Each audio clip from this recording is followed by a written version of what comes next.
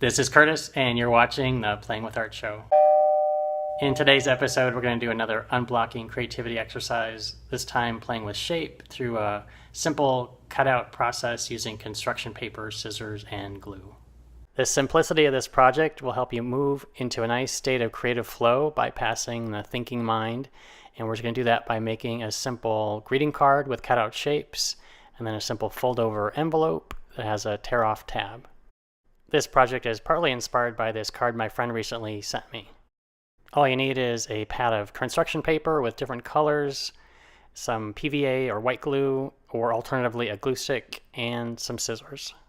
For the base of the card, we're going to take a piece of white construction paper and fold it over once lengthwise, and then fold it over again, and that will make the foundation for the card.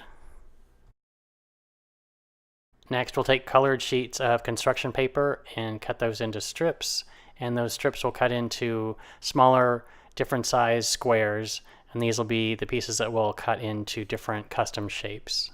To avoid getting overwhelmed, I recommend having just 2 or 3 colors. Next, we'll cut these squares into random shapes. You can play with curves and squares and angles, and just the idea here is to let go of thought as much as possible and just intuitively and randomly cut the pieces into different shapes.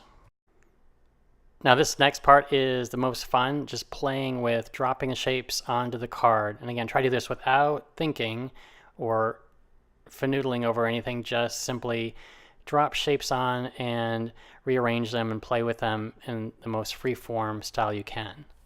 And then we'll initially lay out just a basic composition and glue those down, and then we'll go back and add some additional shapes. So again, don't worry about it not looking finished or having a missing part or a blank space. Just again, take a real lighthearted approach, and then just know that you can always add shapes. You can add shapes on top of shapes, and you can always make a change.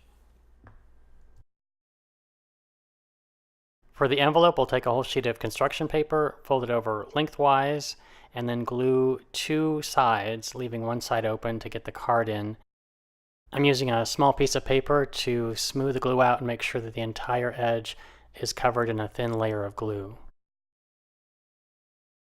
Next, I'm gluing on 2 squares of lighter colored construction paper where I can write on the address and the return address to the front of the envelope. It's important to have a thin coat of glue all the way along the edge, all the way up to every edge, to make sure it's completely glued down and won't come off during shipping. After writing a handwritten message inside the card, I'll slide it into the envelope, pushing it all the way into the bottom of the envelope to move it away from where we're going to fold a cut-off tab. So on the open end, we want to fold it over about 1/4 to 1/2 inch and fold it back and forth a couple times to make that fold really soft. This is going to make the tab easier to tear off when the receiver receives the envelope. Using your finger, take a small amount of white glue and spread it really thin across the inside surface of the tab and press down to seal the envelope. Flip it over to the back side and add a dashed line across the crease, along with a little note that just lets the receiver know to tear along the line to open the envelope.